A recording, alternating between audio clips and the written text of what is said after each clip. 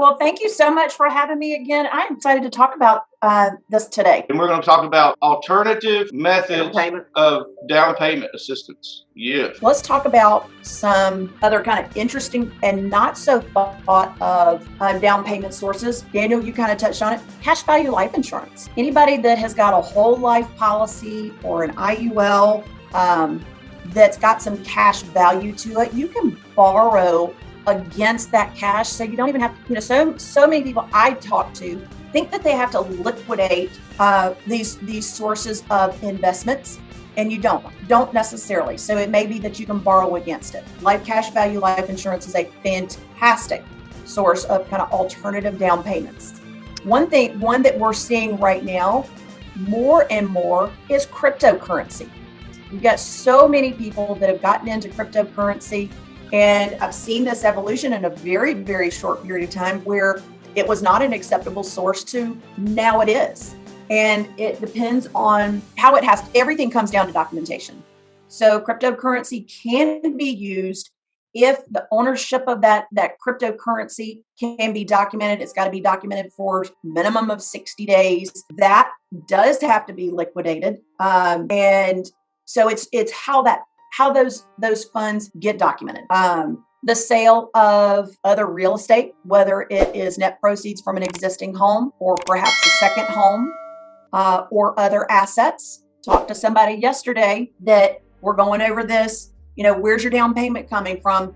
And he's like, well, I've got some assets that I can sell. Okay, tell me about those assets. What exactly, are you talking about? He had lawnmower equipment. He had firearms. He had stuff, personal stuff that to me, assets are investments, savings, things like that. In his mind, his assets were, belongings that he was going to go sell. I've had people that have sold jewelry. And all of that is fine, but it comes down to documentation. So I was able to go, okay, all those things are fine, but if you go sell them, make sure that you have a bill of sale. If you're depositing cash into an account, particularly if it is coming from the proceeds of a sale of any of your belongings, make sure that there is the paper trail that shows where it came from.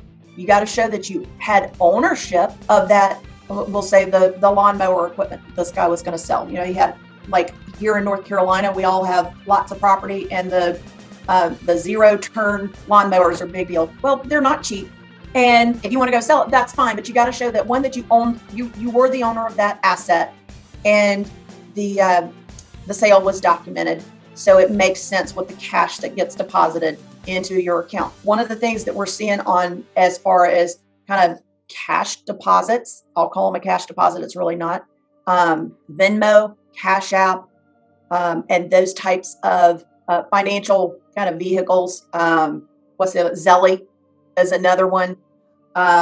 We're seeing a lot of those more and more where people are selling some sort of goods and services. PayPal is another one where we got, people can earn their income from goods that they're selling, particularly like online sort of services.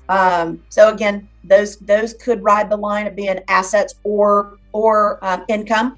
Daniel, you talked about if you've got a lot of equity in your house, could you give that money to son, daughter, family member as a gift for their home purchase? The answer is yes. Gift funds are perfectly acceptable sources of down payment. They can be a source of reserves as well. But it has to come from an acceptable donor, and that transaction has to be documented. You have to show that the donor that gave the funds, one, that it was a gift. It truly was a gift. There is no expectation of repayment. Now, if whoever receives the gift decides they want to repay the donor, that's fine and dandy, but it cannot be a condition of the gift. It can't be a personal loan. So who's an acceptable source? And I like conversation yesterday. I had one very interesting character who was very creative, and we were talking about the source of his down payment. He goes, well, my best friend is very wealthy, and he has said if I need some money to buy this house, he'll give me a loan. No, that is not going to work. That is not one. You can't get an unsecured personal loan for your down payment. And a friend is not necessarily an acceptable gift donor. A close family friend could possibly be an acceptable gift donor. Here's an interesting little twist I just learned. Gift funds have to come, preferably, are going to come from a relative. Did you know a cousin is not considered a relative as far as gift funds are considered? It could come from a close family friend. Eddie? Meg's been after me like flies on a rib roast. You folks didn't get to meet Dinky last night. He had the shit, so he slept in the barn. Yeah, I bet you could use a cooling, huh? Now you're talking.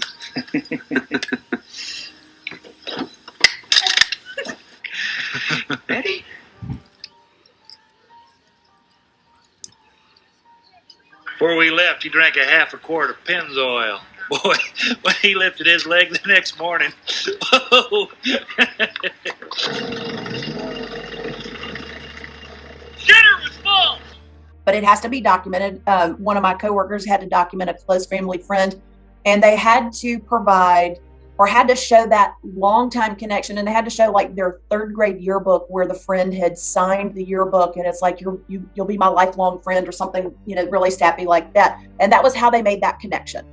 So gift funds from an acceptable source or from an acceptable donor, and the funds coming from the donor are an acceptable source, are just fine. I'll be sharing insightful and informative videos on stress-free retirement, being your own bank, setting up college funds, understanding Social Security, wills, probate, trust, and how the Fed Reserve rate hikes affect your mortgage rates. And always, real estate solutions. I'm your go-to expert in real property. Look for my YouTube channel, living in Canton, Georgia, where it is sunny as can be right now. If you find value here, please like and share so others might as well. Remember, I'm not a videographer, not a video editor. I just want to share the most important info with you guys. Each video has a full version of around half hour or so, but there are multiple shorts of only 5 minutes or less as well. My name, Daniel Kloffelter. My area of specialty is real estate and asset protection for more than 25 years. So why am I exhorting you to view financial-based videos on a real estate channel? Good question. I believe that we all do better when we know better, which is why I'm here to expose you to a team of experts who know the topics that matter most. All of these topics work in unison. Full disclosure, I receive nothing for doing these videos other than the satisfaction of adding value to you. So smash that like button already. What are you waiting for? Share this so other people can see it. Y'all have a great day.